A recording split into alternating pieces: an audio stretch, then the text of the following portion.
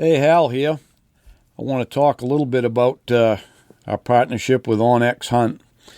I've been using it for a while now, and if anybody knows me, they know I'm not a very techie person, but the OnX app is it's a real time saver. I remember the days when we poured over topo maps everywhere we was going to go and stuff, and I don't do that quite as much anymore. Where it's really helped me is scouting, whether it's deer scouting, or moose, or even turkey hunting in the spring, which I do.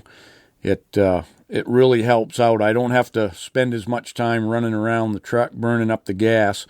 I'm just basically using my OnX.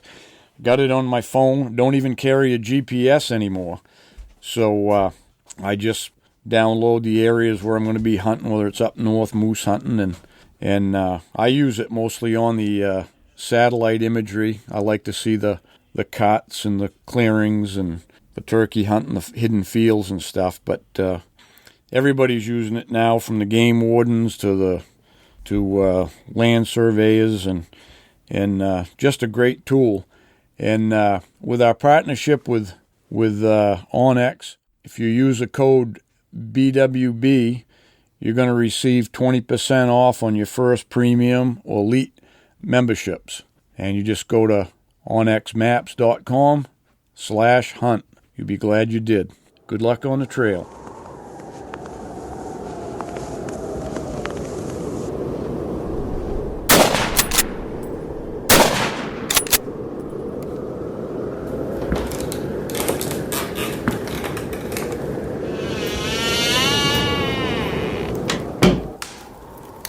This is the Big Woods Bucks podcast. Come explore the big woods and timber in North America with your host, Maine master guide and deer tracking expert Hal Blood.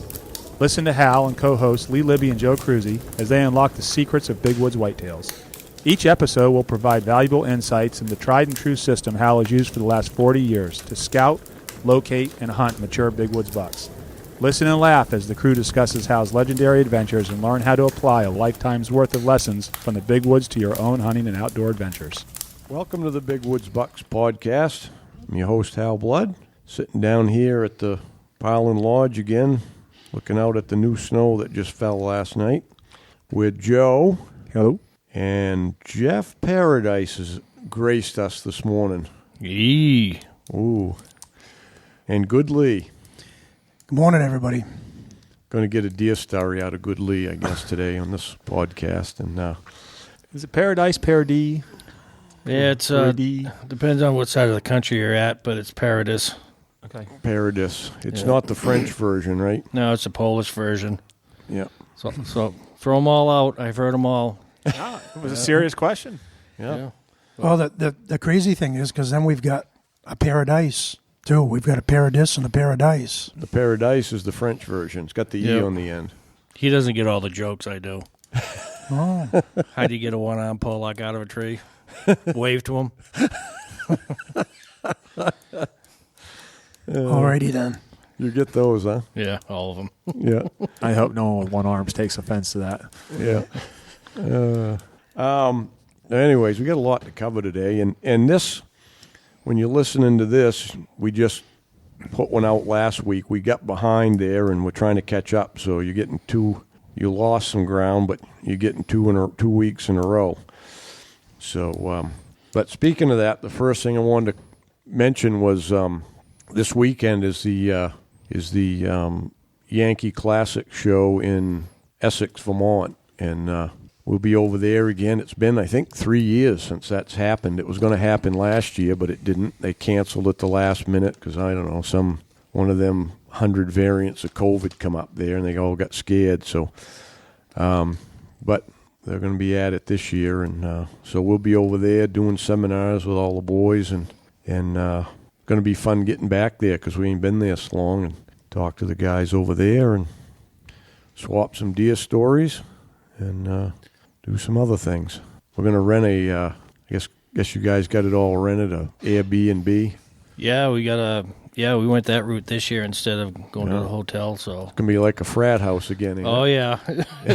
Probably going to be like that place down there in Woodstock. So the bulkhead will be built over the window.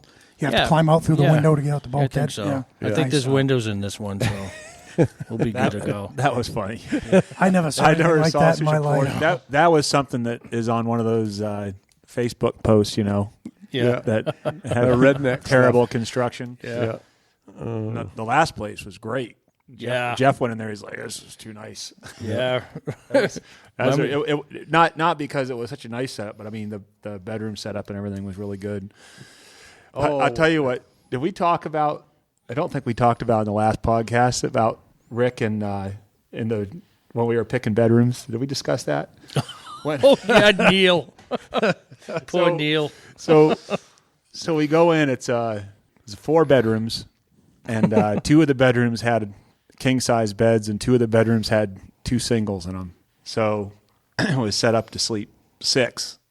So I was the first one there. You got your king bed. 6. No, 6'3". 225. I sleep on a king bed normally, but I was like, you know what? I'm the first one here. I'm not grabbing one of the kings. Neil set this up. I'm going to leave it and I'll let Jeff take the other one. Yeah. So I take one of the single rooms, and Neil shows up, and he goes up, or Jeff did. He puts his stuff in one of the king rooms. So I was like, oh great, there's a king left for Neil. So Neil goes up and puts his stuff in there in the bedroom. Well, when Rick gets there, he walks up. He looks, yeah, which room you want me to take? He walks into the king room, and Neil's like, oh, I don't care. Yeah. Poor Neil. It's Neil's stuff. Adam takes the king bed. Yeah. Rick. Neil gets up the next morning and says, yeah, my feet were hanging off. Yeah. Rick says, Jesus, I had plenty of room in my... We forgot to bust his balls on the last one, but boy, did we laugh. Oh, yeah. Rick was comfortable. Yeah, I bet he was. I think he was laying sideways across that bed. Yeah. He had plenty of room to run his hounds at night. Oh, yeah. Yeah, for sure. Yeah. So, anyway, the rule in the future is the guy that sets it all up gets the choice of room. Yeah. I wish Rick would have been here, though, so we could have done it with him present. Yeah. Yeah. So, but anyways, we might as well give you an update on the wool and stuff since we got that straightened around now, and we'll have some jackets to sell at the Vermont show, both checkered and green. No, we got the solid. Yeah, both. Yeah, both checkered. Yeah, okay. Yeah, the solid green and the checkered. Yep. So we'll have some jackets. I don't know how many we'll have because we're at the end of this run till we get more made. And we had 100 green jackets made from our pant wool, and we just looked at them now. They're really nice. It's a lighter wool. It's a solid green, forest green, 18-ounce wool, which we're going to make the pants out of when we get that going next. But we'll have some of those jackets, and those are going to be a nice medium weight jacket, and I mean, you could wear it out for a dinner jacket, So we'll have them. So, and go ahead. You got something to say, Joe? No, go ahead. Yeah. The only thing I was going to mention was those there came under the short sleeve version. So we're going to keep those that way because as we found out with the other jackets that about a quarter of the people wanted their sleeves longer, get them fixed. So for the other people, obviously the lower slung people with the shorter arms, they fit perfectly for them. So we're going to have those jackets there. That'll be the solid green, but there'll be the shorter sleeve. So for the people that don't have arms like Joel, we'll just send him a vest. Yeah, that's right. His hands can stick out of his shoulders. Yeah. And we had for anyone, which I'm sure everyone knows now, anyone that originally got the green and black check that want to lengthen their sleeves, we have a really good fix that's no problem. Just got to email Chris. It's an easy fix, and a lot of people have already done it, and we're going to take care of that for everybody. So there's an easy fix. They're going to, if your sleeves are too long and you bought one of the too short and you bought one of the checkered jackets, we're going to send you a shipping label to mail it down to the stitcher, and they're going to fix it and send it back to you, no cost to you. So that's the fix. So if you do want them lengthened, they're going to be lengthened 2 inches, so that's back to the standard length for an extra large, medium, whatever it is. They're all different lengths, but they're all going to be fixed 2 inches longer. So if you're in that category and you want it done, just get a hold of Chris, and you can email him at bigwoodsbucks.com, Chris at bigwoodsbucks, and we'll get that set up for you. And if you're someone that does like, because I was actually surprised number of people that like the first run, because they probably always suffer with sleeves being too long. Yeah. We will have the short sleeve versions of the green and black check, because we had that from the original order. So we'll have them at the show, and then we have more stock. Yeah. In stock. So you just want to know when you order it, whether you're getting the regular ones or the shorter. We'll have both sleeve at the show and the checkered. No, we won't have any. No, there hasn't been a run yet. Okay. So they're all going to be the shorter, first version. Yeah. The first version. So then, but everyone can try them on, and even if the sleeves, what's going to be nice is even if the sleeves aren't right for you, you can at least try the jacket on and get the body size right.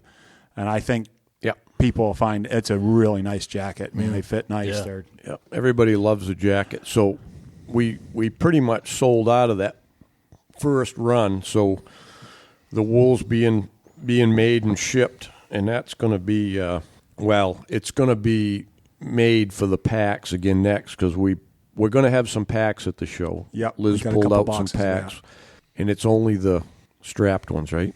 Mm-hmm. Yeah, I think it's the large ones. Yeah, the large, it's really the standard version with the shoulder straps. We sold out the whole run of packs we did, except for these bunch we're bringing to the show, and then we're having more packs made next month, and then we're going to do another run of jackets. That wool, we've got the wool ordered for that, and making that wool, and by summer we'll have another whole shipment of jackets, and we got it all fixed, so we'll have it in plenty of time for next deer season and whatever. So been a long process, and we've learned a lot from the whole process of this wool stuff. And the biggest thing we learned is that the supply chains are still really poor in this country, whether it's getting something made or dyed or the right size or whatever it is. You just think you can just go order something, but you can't always. I think now, though, where we're at is I feel like we're finally getting on top of it, where we're going to have a storeroom full of all the everything. And going back to the packs, I don't know how much we talked about after deer season, but man, do I like the Nooner pack. Yeah, I do too. That's the only one I use now. You know, for guys that like something a little bigger, the strap one's good, but that little thin pack is nice. Yeah. Yeah. I think everything's coming out good, and we've got now going forward, Chris has already got all the accessories for the next run of packs. So we learned that we have to do that ahead of time. We have to keep those a whole shipment ahead. So when time comes to order more stuff, we already got the accessories. All we got to do is get the wool and accessories there, and they're made, Yeah. Big learning curve, but that's enough of that. So we'll have that at the show, and swag and whatever else we usually have.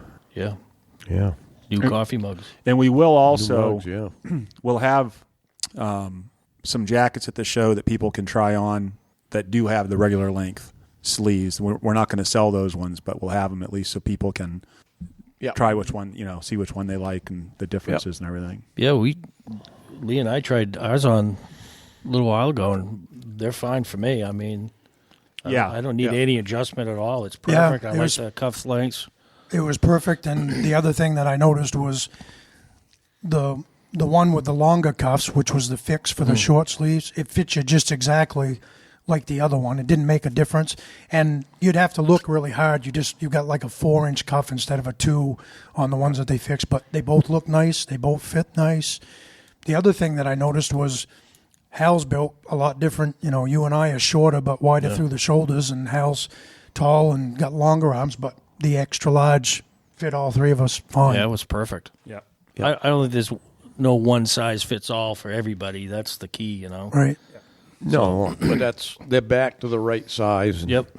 moving forward, everything will be up to par anyway. So, all right. So, you want to tell a little deer story there, Lee? Yeah, I haven't been on the podcast, I don't think, since deer season. So, actually, I'd have to start it. We got one of our regular listeners that's on all the time. I guided him and a couple of his buddies the third week of deer season. And we actually were hunting up in the piece of woods where Joe and I and Logan all shot our bucks a couple years ago. And I nicknamed this guy. His name is Bob. His last name, I think, is Fee, but his first name's Bob. If I got your last name wrong, Bob, I apologize. But I named him the Pumpkin Bear because he had an orange jacket on, and he was built like a bear. I mean, this guy was round. And when I first saw him, I thought, geez, I don't know if he's going to last in the woods with us all day and the kind of hunting that we do, but I'll tell you, he had the heart for it. And it was the funniest thing. It was towards the end of the third week, I think, and we had some snow. And Bob he'd jumped a deer earlier in the day, didn't even know it, but I happened to find a running track, and I followed it back to Bob's tracks, and he jumped it without knowing it. So I brought him back up in there, and I showed him. I said, this new cut right here, I said, the deer are following along the edge of it. And I said, you jumped a deer in here this morning. I said, we don't have that much time left. Why don't you just kind of pick and poke around on the edge of this cut, and you might catch a buck out in it. So I went down, I crossed the road and went down near the brook where Joe and I had shot our bucks a couple of years before. And I had run into one of his buddies there earlier in the day and thought I might push a deer onto him. So I walking down in there, and I get down near the brook, and there's like a little hill, and I can see really good there. And I said, I'm going to sit down and eat my last sandwich. I haven't had my second sandwich yet today. So I sit down there, and I'm eating my sandwich, and I look up through those open hardwoods, and there's not a huge buck, but a nice one, full rack and everything. And I mean, he is just legging it down through that. So I thought, geez, one of them guys must have just jumped him. So I wait there for a little bit, and it's about 3 o'clock in the afternoon, and it's too late to start thinking about chasing that buck. So I said, well, I'll just walk up there to where that buck just ran down through, and I'll backtrack him, and maybe one of those guys will catch up to him. So I look up through the woods, and I see the Pumpkin Bear come flying. I mean, this guy is like running down through the woods.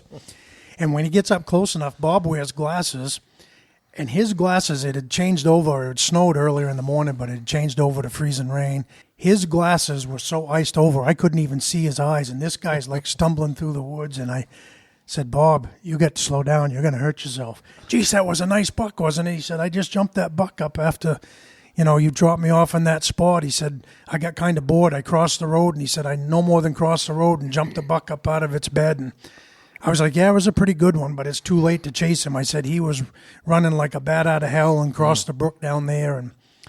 But I said, you were on him. You got one up out of the bed. And he said, yeah. He said, I got pretty excited. And I said, I can tell. I said, your mustache and your beard's all froze solid. Your glasses are frozen solid. I said, you got the heart, Bob. So anyway, it was kind of funny. I just wanted to give a shout out to him because he listens to the podcast all the time. Good clients. Him and both of his buddies were good clients, good hunters.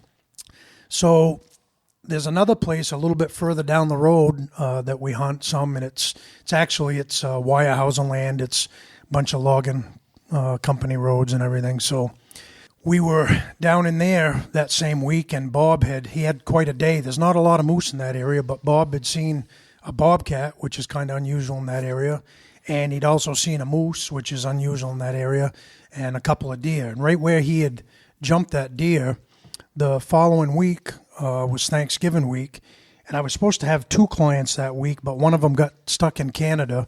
He'd gone up to Canada on a hunt, got stuck up there. So my regular client, Adam Tolman, that I always have Thanksgiving week, he had showed up, and we'd actually been hunting up in the Forks in a spot where Joe and my son Steven and a bunch of guys hunt, and there was not good snow conditions, but decent. A lot of times there would be just a little bit of a crust, but by 10 o'clock or so it softened up enough that, you might have a chance to shoot a buck on it. So we'd been hunting up there in the Forks and driving, which it's about an hour drive from my house. But on Thanksgiving Day, Adam said, I know your daughter likes to hunt, and we're all going to have Thanksgiving dinner at your house at 5 o'clock. He said, if you want to, we can hunt closer to home, and you can bring your daughter, and you and your daughter can hunt, and I'll just do my own thing. So there's a kind of a crappy old cut down there that it isn't a place that you'd want to walk through because it's got all kinds of blowdown and all that regen and all that stuff. But there's a little brook in the middle of it that I walk up along and get the clients in on the back side. And right on the back side of that cut where it meets these open hardwoods, it's right where you tracked some deer with me on the last day, Hal, last year of muzzleloader season. So there was a nice stump there that I've got a ground blind built, and so I put Christine on that.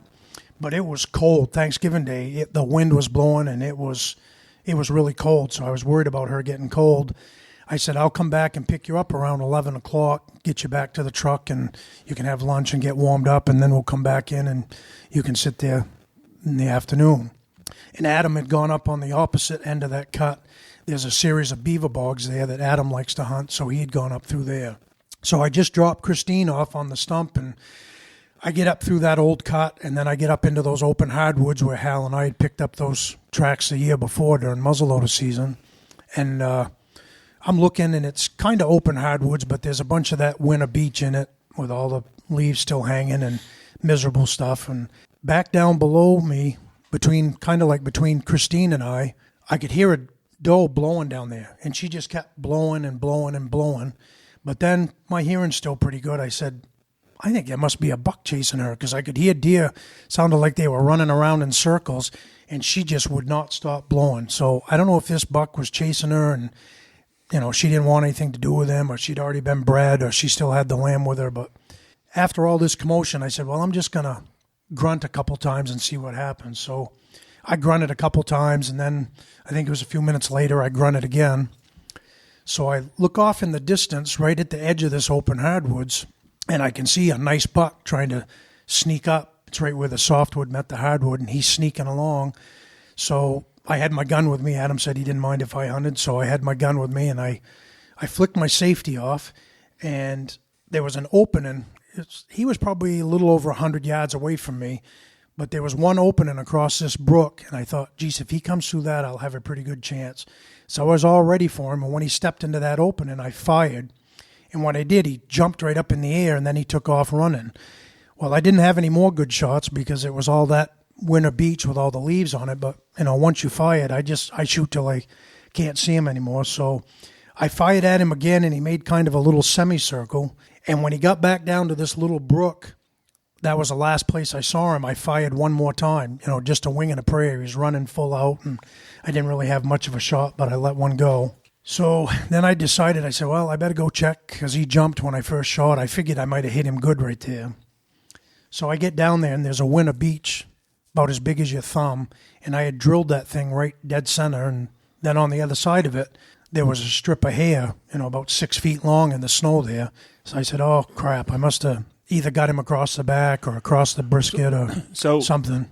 That was something I meant to ask you before when you told the story. You said it was a strip of hair 6 feet long. Was it like a piece of hide? Nope, no hide. It was just hair, like I'd cut the hair off. The hair wasn't even full length. It looked like it was half length hair. Like you zippered him. Like I zippered him. Yeah.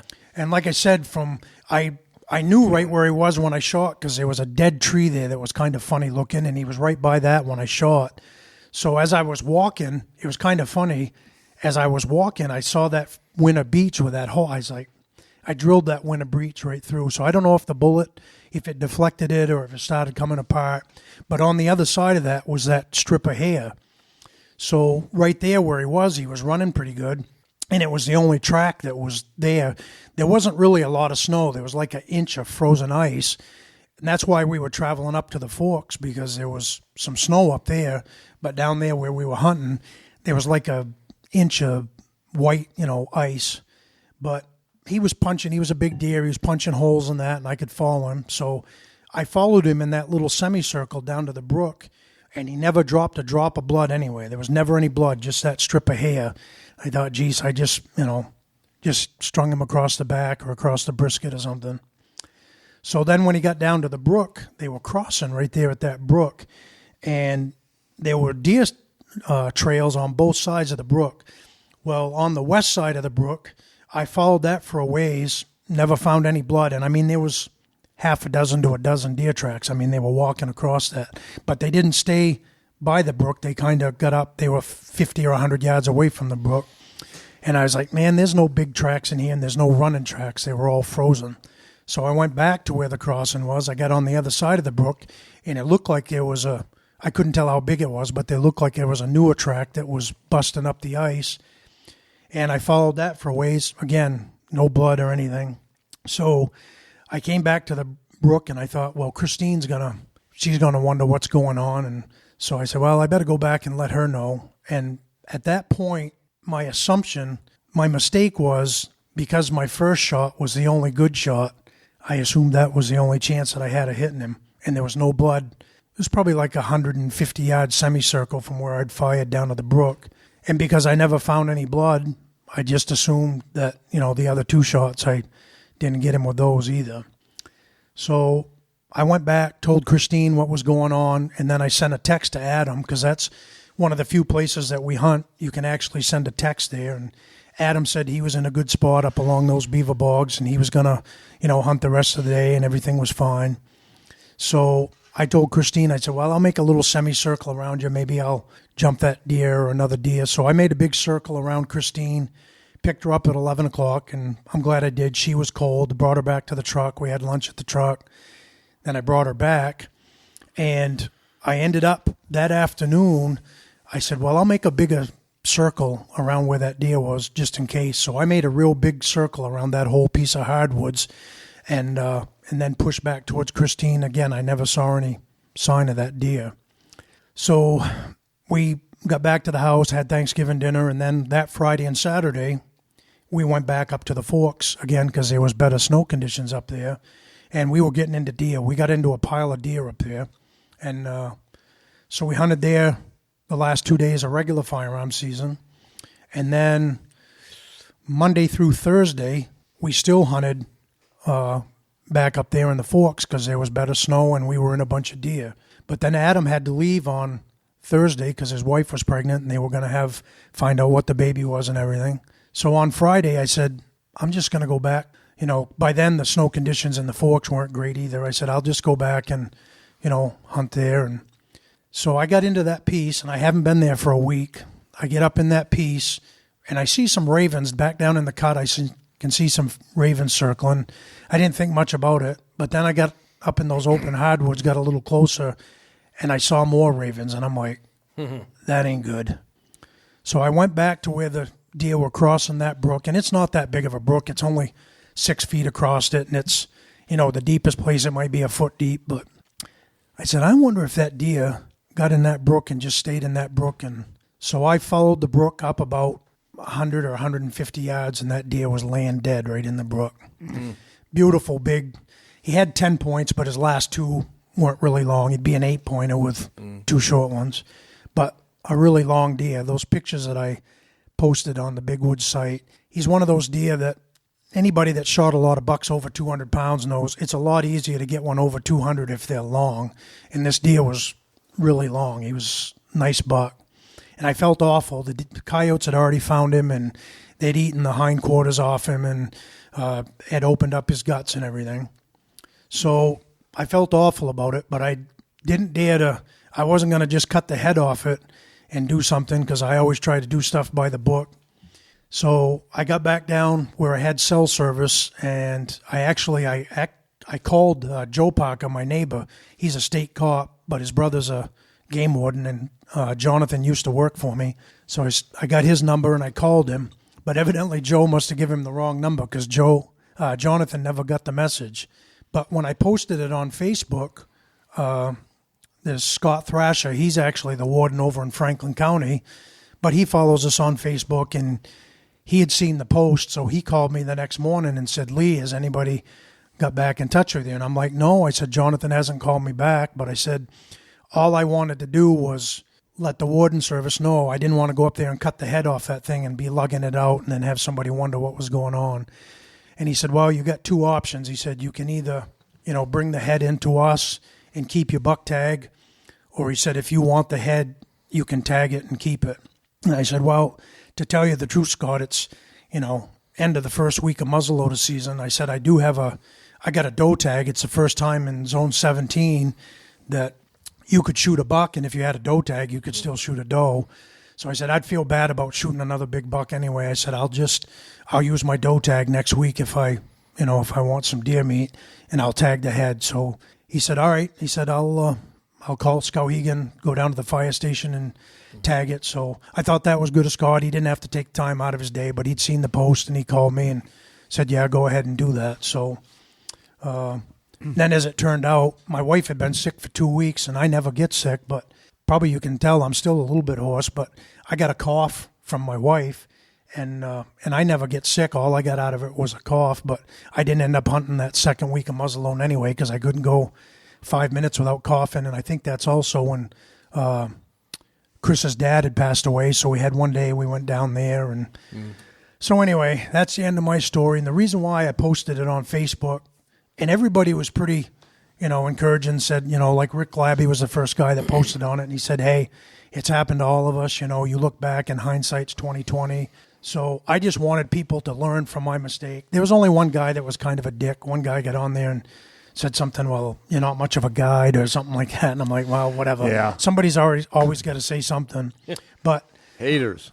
Yeah.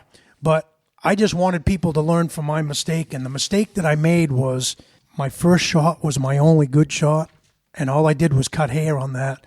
I'm convinced in my mind now that last shot, when I saw him down in the brook, I stuck one in him, even though he was running full out through all that crap. Yeah. I stuck one in him, and he just stayed in the brook and walked up the brook and died. So, how far away was it from where you shot? From the first shot? No, from where you think you hit him. Third shot. The third shot, all of them were probably, well, the second one was probably the furthest. The first shot, he was about 100 yards away. The second shot, he was probably further because he ran in like a semicircle. No, I mean, how far was he dead from where you Oh, Yeah. shot? Jeez. How far probably up not the brook did he go? 150 yards maybe, not that far. Yeah. But the bad thing was both of those trails that I followed, they didn't follow the brook. One of them went kind of like northwest, and the other one went northeast, so I never had a chance to see him. But again, if I didn't have, I was worried about my daughter. It was cold. I had her, and I had a client. Not that it's any excuse, but I'm looking back now and thinking, well, was there anything that you would have done different? The one thing that I should have done different was I should have got in the brook and walked up the brook because it was the only thing that I didn't do. Yeah. Yeah, but it happens. It does. happens to all of us. It's I don't think it's something that you control. You do the best that you can. You can't uncover every stone and every leaf, but you tried. Yeah. What's I've noticed, especially with snow and now with the so many tracking dogs, and is they just don't bleed sometimes. They just don't. You get what you think is a great shot, and it's amazing. You can't even imagine that an animal could run in snow and not leave any blood, but it happens. And there really, I just want to reiterate, there really wasn't. There was like an inch of crust in some places, but then out in those open hardwoods, there was all kinds of places where there wasn't snow either. Yeah. And it wasn't like it was tracking snow. It was like white ice. So, again, not to make any excuses, but it wasn't like I had tracking snow. But I've tracked for clients with no snow. I've had clients that shot deer, and you just follow the running tracks and find them. The trouble with this area was there were so many friggin' deer tracks there that it was hard to tell what was what. And, again, the year before, I had a client, Adam was with me, and Hal. We went up in this piece of woods, and probably like in an hour, all three of us were on a big buck track and chased a buck all day. That time of year, like Thanksgiving week and muzzleloader week up in that area, and I don't know if you've been up there with me, Joe. It's probably 3 or 4 miles up the road from where you killed your buck with me, but there's a good bunch of deer there, but they all tend to be heading east. There's a deer yard, like a town or two over from there, where they feed them in the wintertime. And I don't know, but like that deer that Hal was chasing, he just kept going east, and he just kept going and going and going, never stopped. Hey, Hal here. Just wanted to tell you we're excited about our partnership with Minus 33. Minus 33 specializes in merino wool base layers for outdoor enthusiasts, from tops and bottoms to hats, socks, gloves, And our gear is going to keep you warm and comfortable no matter what adventure you're on, especially those big woods ones. We're a fifth-generation family, owned and operated, a New Hampshire woolen textile manufacturer. They have over 106 years of woolen expertise, and they started manufacturing woolen socks, the Mountain Heritage ones, in New Hampshire in 2018, with the idea that a quality product, affordable pricing, and can be worn and loved from season to season, no matter what your experience level or skill is, so no one should feel uncomfortable or ill-prepared in the outdoor community. Having a reliable gear is one of the first steps towards a lifetime of passion or whatever activity it is. And my caveat to that is you got to wear your woolies. Cotton is death. Hey, Hal here, and I want to tell you about Spearfish Forest Products. They're still hiring for skilled labor. They filled some of the other positions, but they're particularly looking for millwrights, electricians, and saw filers. And the locations for these would be Spearfish Forest Products in Spearfish, South Dakota, and Montrose Forest Products in Montrose, Colorado, a division of Neiman Enterprises. Same benefits. They got access to public land available for all outdoor activities. They're doing sign-on bonuses. There's free health care for employees and families, 401k with a company match, and also relocation assistance. So anybody interested in moving and you have any of those skills, you can contact John Fennelson at 307-760-7907 or email hr@Neiman, NEIMAN.com. And their website is NeimanEnterprises.com. Hope you get a position and enjoy it out west. Hi, everyone. Team member Mark Sheeran here. Listen, everybody's been asking why we switched to the Skinner peep sights this year. And there's a whole bunch of reasons. First of all, the owner of Skinner Sights, Andy Larson, was willing to collaborate with us to build the best ghost sight for tracking on the market. And he took our input and really put it into practice. And the aperture, the ghost ring itself is thinner, so it allows more light in. It's all steel construction. It's got a lifetime warranty, and it's also a very elegant sight. So there are some other features as well. The ghost sight itself is dovetailed into the body of the sight, which makes it really, really sturdy, and it can't fall out of adjustment. And between that and the fact that it's all steel, and the peep sight is optimized for the tracker and the still hunter, it's an amazing sight. So you can go on to bigwoodsbucks.com and get your BWB Tracker Series peep sight today. All right, good luck on the hunt. The buck that I did shoot over there, thinking back on it, that was muzzleloader.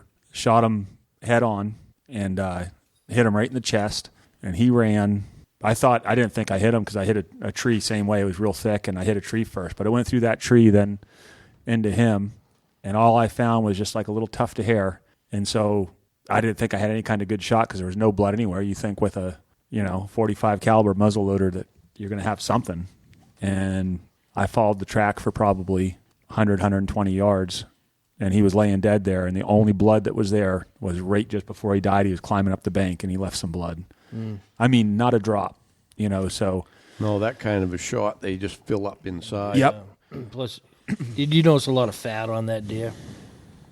Not especially, no, there wasn't. A lot of times we hit him in the front like that, they got that fat reserve right there. One thing that I was surprised about this deer was I shot him on Thanksgiving Day, and sometimes I've shot deer on Thanksgiving Day that didn't have any fat left on them. This deer was still in pretty good shape for whatever reason, but the other thing that I feel bad about was we got a picture that week, Thanksgiving week, we had 4 of the guides from Big Woods Bucks, all shot really nice bucks, and you took a picture of them on the game pole with 4 200-pound bucks hanging there. And I'd shot mine on Thanksgiving Day. If I'd have found it on Thanksgiving Day, we could have actually had a picture. I mean, when's the last time you saw 5 bucks, all well over 200 pounds, hanging on the same game pole? Yeah. That just don't happen very often. Yeah. I feel bad about that. But I wouldn't have been enough. Even this deer was really big, and he had a really nice rack. If I had to guess, he's probably, 125 or 30 inches. But a beautiful rack. That was a nice looking buck. But Rick, Steven told me that he'd seen Rick Labby's buck. I think Rick's weighed 206 or 209, whatever it was. 210 maybe. 210. 210. Yep. So even if my buck was as big as that, it wasn't going to make up. Rick's rack was like 150 inches, so I'm pretty sure Rick's got the buck pool all sewed up, and so I got his money for him. I don't know when we're going to do that, but Vermont show. we are going to do it at the Vermont show because I'll have to get a hold of him. I think there's 4 guys that had called me that haven't paid yet, but the buck pool's like around $800 this year. Nice. So yeah, Rick's going to get a good payday, and another regret other than the fact that I didn't find it was it would have been so cool to have a picture of 5 200-pound bucks with all nice racks hanging off the game pole up here. Yeah. Yeah. I've got Brian stopped up the other day and dropped off 4 racks, his and his brother's and Roger's. And I don't know who the other one was. I got him up the house. He wants me to score him. He said, I know, because Brian's weighed 229. Yeah. But I don't think his was a 7-pointer, I guess. And I looked at it, and it's not gonna make up for the difference. No. The 19 pounds difference between him and Rick's, because it would have Roger's buck was beautiful too. Yeah. That was pretty buck. Yeah. Nice set of horns on It's that. not going to be. That's not going to be a high scoring one either. But No. it's a nice. Yeah, nice. Well, that one he wasn't in the pool that you guys are talking about, but the Rick's nephew. yeah, that was a nice one nice too, rack. Yeah, that had to have been mid 140s, I would say. Yeah. But really nice, and something we haven't done a podcast in a while, but Hal and I were talking. I mean, we've all been out in the woods around here, and I think the deer are going to yard now, but the deer have just been everywhere. Like this winter hasn't bothered them at all. There's deer this winter where I've never seen them before. Even in the higher country up north towards the border, there was deer up there, and well, I haven't been up since Christmas time, but there was Christmas time. But last week there was still deer. I live 5 miles north of town, and there was deer another 3 or 4 miles north of that.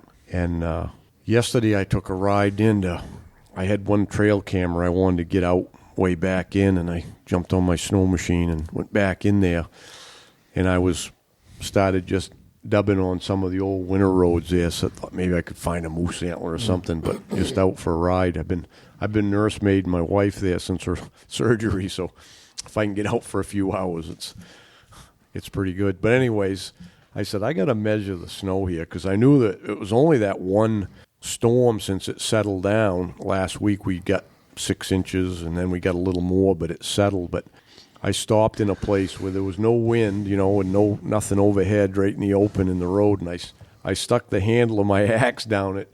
I thought it was going further, and went clunk, and I tapped it a couple more times. It was on bottom, and I pulled it out. It's about 8 inches of snow. Yeah. That's the total. And I mean, there's more, like if you get in around where there's some cuts and some grass, it kind of held up the old snow, but there isn't anywhere there wasn't over a foot anywhere, because I walked around behind my house and could walk without snowshoes. I mean, it was in the cuts, it was a little, because of the layer of crust, it was harder going, but the deer are still no problem for them. But this little bit we got last night, I'm hoping, doesn't look like it's going to get much rain. They talked about It's raining right now. Is it some? Pretty good. Yeah, we don't know what this is going to do, because we got up north of town is 8 inches, maybe 10. I got probably 10 at my house. It'll settle down. It's raining a little bit, but I'm hoping it doesn't make a hard crust anyways. But It was the same way. I took Stephen and my father and Christine, my youngest daughter. She's the one that likes to hunt. We went the last day of December. We went up to Cocajo to hunt birds. And in that area, if you get up like around Spencer Pond and those places, the deer, there's a breaking point right there. They either go to Northeast Cary to get fed, or they go to Cocajo. They hadn't gone anywhere. I mean, every road we went up there had deer tracks on it because they didn't have to go anywhere. yeah, even up north, some of the guys rode up there looking for a moose antler a week or so ago, and way up above the Golden Road everywhere up in that country, there was still deer everywhere. So they're having a pretty good winter, and the coyotes too. I mean, around here, it was kind of strange because it seemed like there was a few coyotes more than I thought. Like I'd see some tracks around, but because one coyote makes a lot of tracks, walk a road for 5 miles, and in and out and stuff. But I took a ride with my grandson. We went north of the house, and then we cut across 201 and cut that country to the west, way over, and we come down Holub Pond and Addian Pond. And that loop was probably 50 miles we put on. It saw one coyote track. Well, yeah. Is that because of all the hunting that you guys have been doing up here? Yeah, we've got them under control. Yeah, Jason put some baits out. He does it in the fall. He gets some moose carcasses, and he'll put some baits out in September, October, gets them coming. So some of the coyotes are at them baits, I'm sure.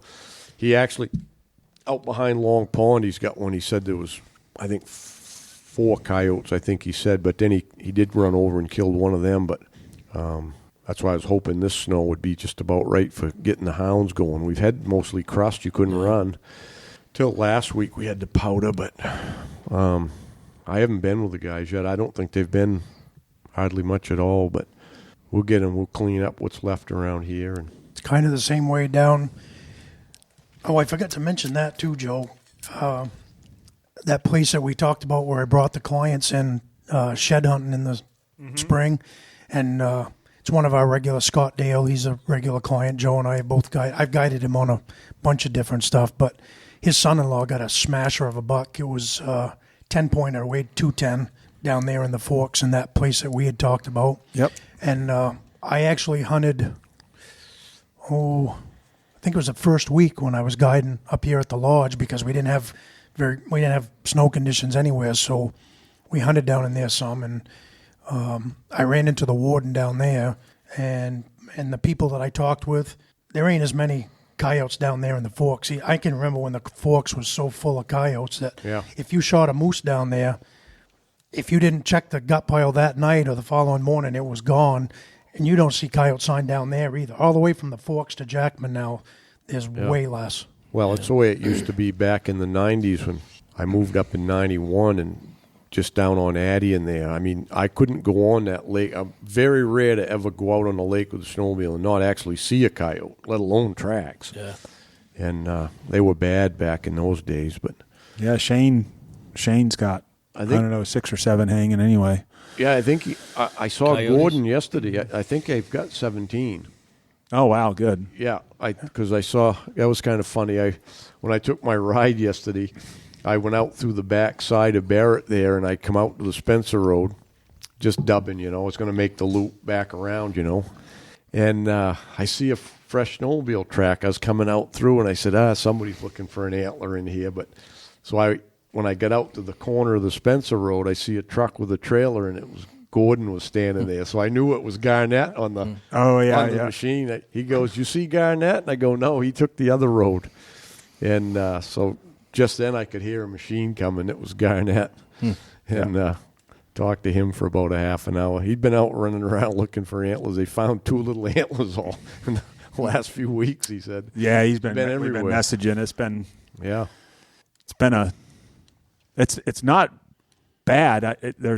I was telling Lee earlier that some of the areas, the sparring is like it's been in the old days, like half a mile just road just tracked up. But those areas that are like that are fewer and far between, but they've been really active. Yeah, they just are holding them this year, and they ain't in the road because there's not enough snow to keep them out in the road, so they can spar in the cuts or wherever they don't. Yeah.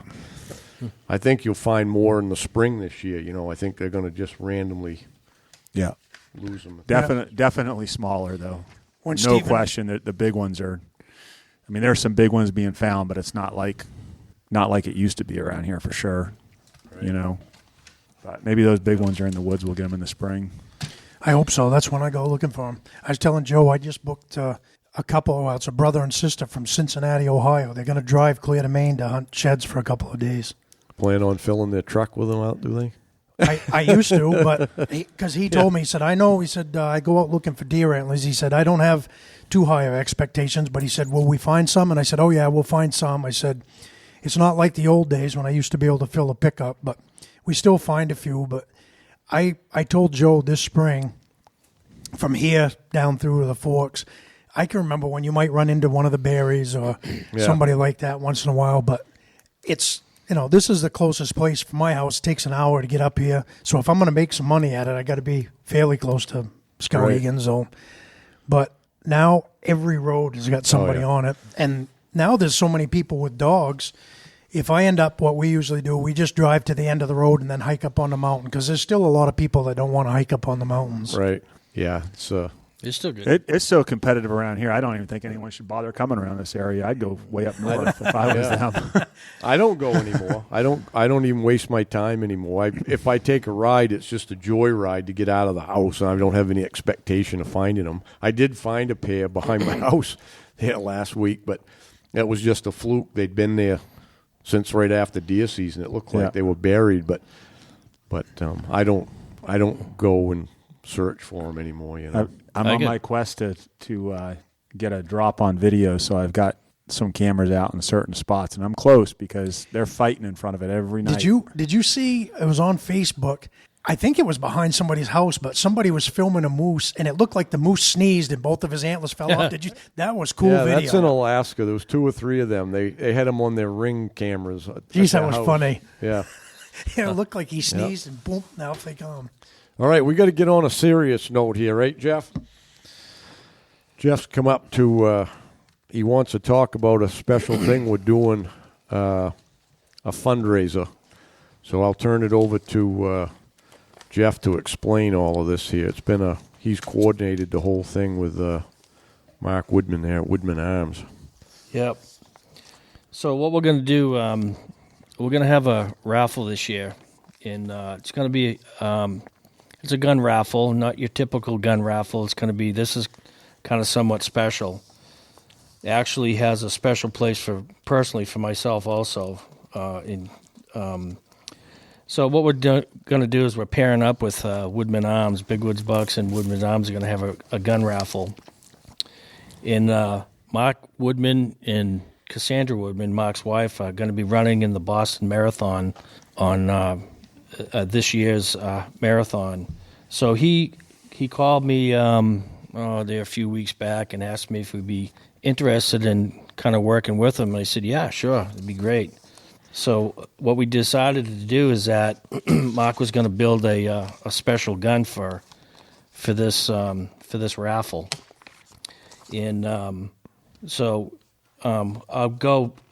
give you kind of what the raffle is going to be pertaining to. So it's going to be for the Boston Marathon for the Children's Hospital, and it's actually the cancer one, right? It's the cancer one. Yep, it's called the Miles for Miracle. So Mark and Kassandra are going to be sponsoring this young girl called Kylie Patton, and she's 10 years old, and she's just recovering from a brain tumor, cancer, so on and so forth. So that's who Mark and Kassandra and we're going to be sponsoring through that. But all the proceeds are going to go to that foundation for the Children's Hospital. And what we're going to do is Mark's going to be running the marathon with Kassandra. And what we decided to do, like I said, we decided to build this special muzzleloader. So we collaborated with Mark for a while on it. So I asked him, I said, Mark, since this is going to be a special event, why don't we just step it up a little bit, So he said, yeah. I said, so he built a Tracker 45 peep sight, and it's got a dark curly maple wood on it. It's beautiful, beautiful wood. You guys saw the wood. Yeah, gorgeous gun. Yeah, it's amazing. And I asked him, I says, Mark, why can't we just step it up a notch? Okay, because it's not so much about the gun, it's about the cause of what we're all about. And of course, we all like helping a cause out, especially Big Woods Bucks. So I said, let's step this thing up a notch. I asked him, I said, what do you think about doing a 50 caliber also? He said, yeah, I like that idea. I said, well, can we get a special wood for that? And he said, yeah. He said, I think I have another special wood, which is another curly maple, a lighter curly maple. So you got to understand, Mark and I are texting at nighttime, because we're good friends out of, what we do anyway. We've known each other for years. So at nighttime, we're texting all these ideas of what to do. So I said, let's step it up with that. He said, yeah, let's do that. I said, can we step it up even more? He goes, well, what are you thinking about? I said, do you think we could do something with the serial numbers to match these two guns to each other, the 45 and the 50? I said, can you do anything with the serial numbers? He said, yeah, I can. I can do anything that we want. I was okay. So for the next few nights, we're devising a plan, what we're going to do with the serial numbers, how to make those match and connect the two guns to each other and connect the two guns to the cause, but also to connect the two guns to the young girl, Kylie. So I hope I'm getting her name right. It's Kylie, Kylie. So I said, let's try to do that. So we devised a plan up, and what we came up with is we took one of the guns, which is the 45 caliber, the tracker model, and Kylie's name is Kylie Patton. That's her name. We took the first two letters of her name for her initials, KP, and what we did is we named that gun number 1. Then we took the Boston Marathon, BOS. We put that right behind it. Then we put 7/14/23 is the date of the marathon. So Mark inscribed that on the first gun. 7/14, 4/17. 7/14. What did I say? Okay. So you're just 7/14. 7/14/23 is the date of The marathon's in not July now, April. 4/17. 4/17. Yeah. Okay. Yeah, that's that Polish thing in me. So got to be careful. Yeah, Dyslexic. that number's Paul. dyslexic. You know. Dyslexic. Yeah, it's like POTS. What's POTS mean? Stop. So I get confused when I get the stop sign. So We're used to be. all right, you guys get it. So what we did is we took the 50 caliber gun, and we actually did the same thing, but after her initials, KP, we put number 2. Then we did the same thing, Boston Marathon, and the date. So that gun is basically almost matching the serial number with gun 2. And so the raffle is for both guns? So we're going to have the raffle. Well, let me keep on going. So Andy Skinner from Skinner Sights donated a beautiful optics for us to put on top of the 50. So the 50 caliber is going to have a Skinner scope on it, and the 45 caliber will be a peep sight tracker model. So, but what will happen is that there'll be one winner is going to get both guns. So it's going to be a $20 raffle. You can buy as many tickets as you want. We wanted to keep it at a low number to give everybody an opportunity to participate. Because it's not so much about the guns for us, it's more the cause. It's more where this money's going, and it's going to go to a good cause for her and her foundation through the Children's Hospital, and it's going to help a lot of kids and benefit that side of it. Awesome. Yeah. Also, so with that being said, then we stepped up even more. Is we had Joel Shepard he lives in Nottingham. He's a finished carpenter. He makes cabinets. So I ran down there. I asked him if he could make a custom case for these two guns. And if we could try to match the wood for these two curly maple guns, if you could match the wood in such a way that when these guns we can put them inside the case, lock it, and whoever wins the gun is going to get this beautiful curly maple case. So there'll be on the top of the case will be our insignias, which will be Big Woods Bucks, Woodman Arms.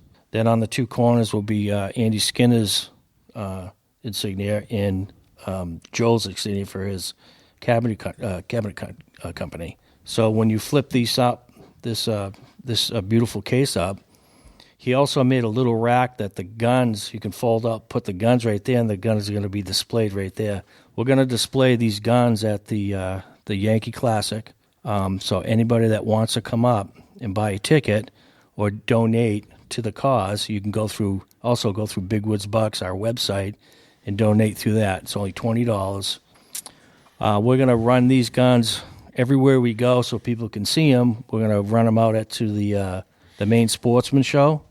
They'll be there on display. You'll be able to see the guns, look at them, and you'll know what you'll be spending your $20 to is going to be to the cause, but you're going to get these two pretty beautiful guns. The case is going to be done for for the show, for the Vermont show? The case is going to be done for the Vermont show. Okay. Nice. And when is the drawing? The drawing's going to be, it'll be April 4th. It'll be just after the Maine Sportsman Show. And what we're in the works with right now is we're working with Mark and I and Kassandra working with the parents to see if we can get Kaylee to draw the winning ticket at her house. Oh, cool. So we thought that was going to be an extra special touch for her. So we'll see if that happens. We're hoping that it can happen. She can pick that name. Yep. And we're going to try to do it live on our web Facebook Live or something like yeah, that. That'd be cool. Yeah. Boy, What a I would a think- great cause and a great If we can great prize. If we can show that at Vermont and Augusta, plus our website, we should be able to sell a ton of tickets. We're going to have a picture of it probably on the website. Yeah, we have. That's already that's going out Monday. After it's going to all go on this podcast. Yeah, so if you listen to this, it'll be on there. Yeah, and the only place to buy tickets is going to be on the website. There's not going to be an actual ticket like at the show. It's going to be like we did the one last year. Is that correct? Where it's going to be anyone that wants to buy a ticket goes on the website and purchases it there, is my understanding. Well, we still might work on if you have a walk up. We're still thinking about working on that for the show. If people walk up, they want to give you the $20, and we're still kind of working on that. Yeah, I think we can run it right through for them at the show. Oh, for okay. them. So it'll be on the site, but we'll do it. Yeah. Okay, good. Then there's a program to, like we did with the Travis Mills one, that spits out the tickets. That has all the tickets come out of the computer, and they're printed on a paper, and you cut them up and put them in. Yeah, so we'll use the wheel then, like we did. Yeah. Good. Whatever. Yeah. Well, it's just a nice. I thought you were saying. At first, I thought you were saying the computer was going to spit out the name. No. Okay. No. We're going to have we're probably going to get your wheel, borrow that, and we're going to go to her house. Yeah. That's the game plan so far right now, and I hope that it can work out. Yeah. But like I say, I can't say it enough. It's not about it's the guns are beautiful. They're drop dead gorgeous. You guys saw them. It's the first time you've seen them things, and I've been saying it right along. I wouldn't want to use it. No, well, they're going to be quite a collector's item too. Yeah. There's no two guns alike, especially with that wood, and matching the two serial numbers together puts them in a whole different category. Yeah. So, and I can't say it enough. It's not about the guns. Being a cancer survivor myself, I understand what it's all about. So, this is just going to be so special, and be able to give money to that cause is for me. It's special for me. So yeah. So everybody, let's get behind this thing. Yeah. Yeah. Yeah. I'm anxious for you to get the display and show everyone the guns because you guys put a lot of thought and time into it. It was kind of funny talking to Mark, because Mark's not a conversationalist. No, he's a great friend, but I'll tell you what, if you could see what him and I have been through and some of the stuff, he'd laugh. It's hilarious going on with him. But I just texted him at nighttime. It's always, hey, bro, what do you think about this? Bro, what about this? I'm going, hey, bro, that's awesome. Let's do this. He goes, all right. So that's a big thing, running that marathon. Yeah. Yeah, I got to give him credit. He's been in training. They have a schedule. Him and Kassandra have been running every day. We're going to Alabama in the end of the weekend after the show. So me, Mark, Brian, and Matt Pickin are headed down there to hunt with the muzzleloaders. And he's already got his schedule down there, so he's got to come out of the woods at a certain time. He's going to be making his whatever miles he's running, 12, 15 miles a day, down there, and he's going to come back, jump back in the woods, and go hunting. He's already got it all planned out. So I said... That's hardcore. Yeah, it's hard. Well, 12, 15 miles a day. I'm sure he's probably running more. You got to understand Mark and Kassandra. They're solid people. Once they're on a mission, they're ready to go. So I remember them days in the Marine Corps, but I ain't doing it anymore. Yeah. I might walk 12 or 15, but and that's a stretch. Yeah. Yeah. Cool. Yep. So All that's right. what we're doing, and everybody's excited about it. All the team members are excited about it. Everybody. So Nice.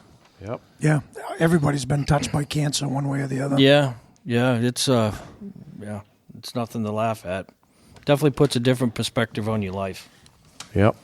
All right. So well, get behind that, everybody, if you would. And we got a couple other things we better wrap up before we wrap up here. And one of them is I've been getting some emails and about if we're going to do another spring thaw and stuff. And we've been thinking this over, how we were going to approach it. And we've decided, I guess, we're going to do a similar thing to last year at Parlin Lodge, be in April again, right? Yep. That's what we're thinking. We're going to do it in April, spring thaw, before things get busy. And this year, I think the way we'll run it, because a lot of people, I think last year, not a lot, but some of the people thought they were coming, even though we didn't advertise it that way, to see a bunch of seminars and stuff. So I think this year we'll run it that way. We'll have everybody can show up and meet and greet, and then we'll do some seminars. Some of the guys will do some. I can do one, and whoever wants to, and make it a big question and answer thing. People that come, they got questions about stuff, and everybody will be there to, if there's somebody certain you want to ask questions to on the side, it's there, and do it kind of that way instead of. Last year it was a good deal. We had the donation for the Mills Foundation, and that was great. But this year we'll do something a little different and do more hands-on and teaching. I think that's what a lot of people want to show up for. Yeah. Yeah. Maybe we'll have some prizes again this year, right, Jeff? Yeah, we are definitely going to have prizes. This is going to be a catalyst for us, so we're going to kind of start stepping it up for everybody. I think we had a lot of positive feedback last year. A lot of people like to interact with everybody, all the team members. Yeah. Especially after it, I had a lot of guys coming up to me. Of course, a lot of guys don't really know who I am. I'm kind of more behind the scenes somewhat, but a lot of guys coming up asking you questions, especially on the archery side of it. Turkey hunting. I had a guy, Adam. I think Adam Badger, is it? Yeah. Him and I talked turkey hunting for quite a while. He's a hell of a turkey hunter. Yeah. And he lives not too far from me, so. I guided him a couple of years. Yeah, he's a great guy, Yeah. I thought that was interesting talking and getting everybody else's, perspective. Yeah, it's just a on fun things. day hanging out. Was that That's the guy all. that lost his knife in my dooryard? Was that a different guy? Dooryard. I don't remember. One of the guys that you guys stayed down at my camp, and he had a beautiful knife that he'd made, and I was walking out to my truck one day, and it was laying in my driveway. I picked it up and gave it back to you. Yeah, probably was. All that stuff with me goes right over my head. If it happened yesterday, unless it was something in the woods. Yeah. Yeah, I usually remember it. So, All right. so anyways, we'll get that probably. We'll have that within a week. We'll have the date organized and be ready to start selling tickets. Didn't they sell out in a day or something last year? Oh, yeah. They sold out in I think it was a day, 2 days or something like that. Yeah, might have been like a 24-hour period. So anyways, we'll... That's fun because it's kind of a smaller event because we're limited Yeah. in space and everything. So it's just a fun day to That was hanging just out. right. That's pretty, we had a lot of food. Candace cooked. Yeah. It was amazing cook. Nope, we got to call Candace. Yeah. I'm going to talk to Candace. That's the We first gotta time get I that ever nailed down. That was the first time I ever ate togue in my life and liked it. Yeah. She had smoked togue, and it was good. Yeah. Yeah. So we'll get it organized and get it out there.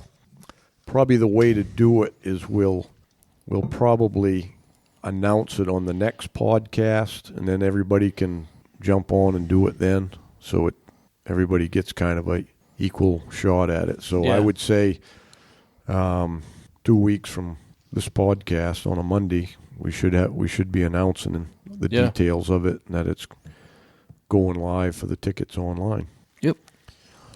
All right. Sounds like a plan. My last housekeeping thing is I finally got to all the regular deer hunters we've had at the lodge here the last year and got their openings that they wanted filled or switched or whatever they wanted to do. So I still have a few openings for guided hunts for this fall. and American plan hunts both. The third week that's all booked, but I have American plan openings for Thanksgiving week and some for the first and second week, and a couple of guided hunts for those first couple of weeks. So anybody out there interested in that, you can easiest way to get me is through an email to start with, and then if you want to talk, I can talk to you, but you can email me your phone number or something if you want to talk about it and what it involves, and we'll go from there. But it won't be long. We'll be at it again. Be here quick. By the looks of the winter, there'll be plenty of deer. There was plenty of deer left at the end of the muzzleloader season. I didn't see any difference. We got a lot of winter left. Yeah. They could lay down and sleep the rest of the winter now and be all right. I don't know how much weight they can put back on in a month, but it's like you and I were talking earlier. They've had over a month now to get back in shape. Oh, they should be. They're designed where it doesn't take them long. And you know what? One of the best things that happened for them was they didn't have to come to the deer yards. Now, even if they come to the deer yards, there's plenty of food for them. That's usually what happens is if they get there in November, by April, they're out of food. Yeah. Now there's no problem with that. But we had that big windstorm there a couple of weeks ago. Right. And that knocked down, I don't know how many tons of spruce and fir trees through the full woods of old man's beard. with a beard. And even those maple and birch limbs that are dead up there, you go down any of the old roads and there's sticks laying in the roads with moss all over them. I mean, they can get, the woods is full of feed now from that, and that moss is a really good high energy nutritious feed for them. So now, did you end up on the Holub Road where there are a lot of trees down beside the road up there in that area, or in Jackman area in general? You mean from that big windstorm? Well, the Holub Road's pretty opened up. Pretty much everything that's going to fall there has already been fallen. But you get in the woods and places, it's mostly the spruce and fir that the wind really snaps off more than anything. But there's a fair amount of trees down. Yeah, you get on the back roads. The reason why I was asking that, I think it's 16 or 18 miles from Greenville to Cocajo. It looked like a tornado went through there. I mean, there was all kinds of trees down that whole 16 or 18 miles. They got hit harder over there for sure. Yeah. Out of that storm, because I know their trail system was a disaster, and ours, I mean, we had trees down, but nothing like over there. I mean, it's not that far. We had to be careful. Normally, that 16 to 18 miles, whatever it is, when you're driving it, you have to be careful of moose, because once they've salted the road, the moose, they're licking salt. We ended up all the way up and all the way back. We were having to be careful about hitting deer because the deer were right beside the road eating those tops and stuff. Yeah. Yeah. That was nice to see, I didn't get much of an opportunity to come up there this year. So I can't add anything to anything you guys are saying. So I was messing with the deer down south. So yeah. Well, you got to make a point of it this year. Well, I did. I got, my wife, God love her, she hunted her tail off this year, and we ended up in Andover at my buddy's place. We went up there, tried to mess with him up there. She saw some deer, but no bucks. But the snow wasn't really there, so we really couldn't track. It was loud. But we tried it, gave her hell the last week. Well, Still had a lot of fun. You got time to plan for this year. Yeah, there's a lot. Cut your workload back a little bit. That's overrated. Yeah, it is over. Yeah, I know. Yeah, I tell everybody that. You talked to Lib at all lately? Yeah, I have. Okay. Yeah.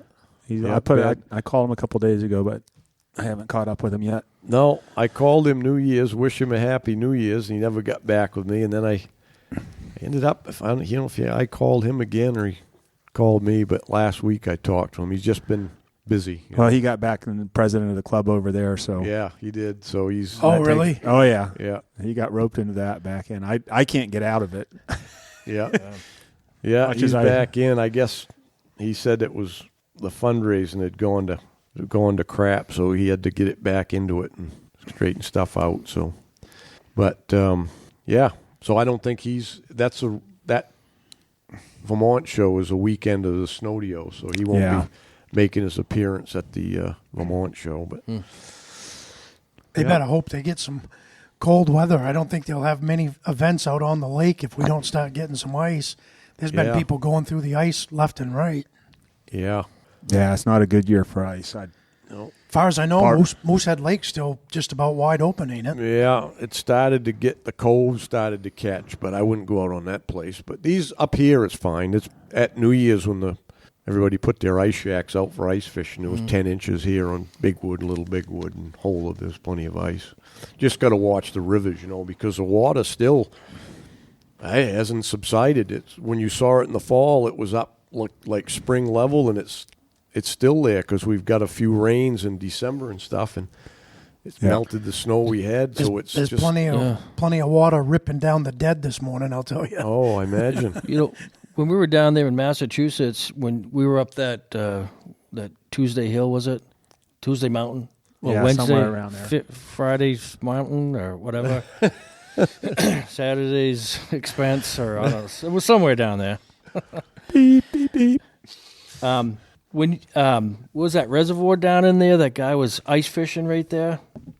I will stop and talk to the guy for a little bit. He only had, I think, 1.5 inches of ice, and he was out there ice fishing for the what the hell was he fishing for? Yellow perch. Pike. No, pike. Yeah. Huh. So I asked him if he caught any. He said, "Yeah, I caught a few of them." I says, "Well, what are you doing? You eat them?" He goes, "No, we can't eat anything here." And there's signs. Did you see the signs everywhere not to eat the fish? No, I never paid attention. Yeah, there was signs everywhere around that whole place because you can't eat the fish because of the PCPs and stuff that are in that reservoir. Nice, huh? Yeah, I was like amazed. He said, "No, we don't eat any fish down here." Oh, that's too bad. Yeah, but the pike get big, but they've got 2 heads. Yeah, on both sides. They have no tails; it's head. So they're coming at you and back for you. Yeah, I was just amazed. It was only 1.5 inches of ice, and he was out there ice fishing. I've done that cusk fishing before in December when it starts to freeze here, go out on it. I saw the other day I was shed hunting and came onto one of the ponds over here, and 2 bulls walked across the pond.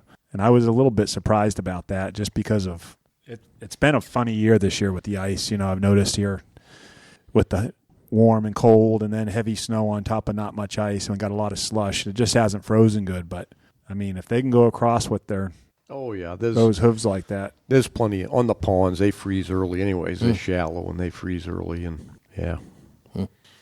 I wouldn't want to go skipping across Long Pond, I don't think. Long Pond? Yeah, down where the river is. Oh, and the narrows and stuff. No, that's all anywhere open there's water. current where them rivers are in and out. All of these, like Big Wood, the water is in and out. It's opened up more than usual. Yeah. So, anyways, Did you check the hardware store, see if my gun's up there? no, didn't. We'll have to go check. It must be if he sent it last week. It's there. Yeah. Chris said it was up there, so Yeah. I got to go grab that. If you don't remind me every day, you're going to learn this, Jeff. You don't remind me every day. Well, I text you, but you're like a one-finger text guy. Yeah, how'd you know? Oh, I don't know. I just kind of look at it. It's like one finger and one word. I'll sit there and I'll text something out to him. He go, "Yep." That's it. Then it's like, okay, or the fist pump or whatever. So, I will say one thing that's nice. like- One thing that's nice about my smartphone over my flip phone is now, like if I'm texting Joe or somebody, I type in 2 letters and then it sticks the word. And if I like that I wondered how people could text so fast, and now I know. I could have a conversation with you on memes and stuff, Well, Joe knows that. Yeah. That's all you send back is memes. I never know what I'm going to get with Jeff. I don't know how you find all that stuff, but I don't have time. That's how I talk. You got enough more free time on your hands, I guess. I ain't got no free time. Jeez. Less is more. Less is more. Yeah. Well, let's wrap this up. And, Joe, you got some more plowing to do. I see the snow falling in the yard here. Yeah. My buddy Dave I think he was going to be out there plowing. I wanted to wait a little bit so I don't end up with an ice rink out there. But Yeah. we waited long enough to clean it off. It's going to freeze up good tonight. Yep. Well, thanks for tuning in, everyone. Make sure to support our sponsors and ding the subscribe on the YouTube. And Come out to the show next week. Yeah. if you're in that area. If you're in striking distance of Essex Junction, Vermont, love to see you over there. Going to have fun. And then till next time, good luck on the trail. Hi, everyone. This is Big Woods Bucks team member Mark Sheeran. A lot of you know that I've been working with addicts and alcoholics now for the last 32 years. And one of the things that we just developed, which is very exciting, is the Freedom Model online program. And this program makes it so that you can learn the entire Freedom Model curriculum, all 470 pages of it, through pre-recorded video tutorials that myself and Michelle Dunbar, the other co-author of the Freedom Model, built for you. So you'll be able to learn the entire curriculum, how to get over an addiction without AA meetings, without rehab, without endless therapies, without recovery, and you can move on from this problem for good. If you want more information about this, go to online.thefreedommodel.org. That's online.thefreedommodel.org, or call 888-424-2626. And if you want that program for 50% off, use code BWB22. That's BWB22. So go to that address, hit the Enroll Now button, use that coupon code, and you'll have a program for the rest of your life. You can use it anytime you want. You'll get all updates. It's a one-time fee, and it's very affordable. And you'll get it for 50% off. BWB22. All right, everybody. Take care. Hey guys, Joe here. Wanted to take a few minutes to talk about Lake Parlin Lodge. We're a four-season lodge located just south of Jackman. We've got cabins, lodge rooms, mini lodge. We're a big snowmobile destination in the winter, full restaurant, bar, all the amenities that you need for your trip. Open all obviously through the summer, right on the lake.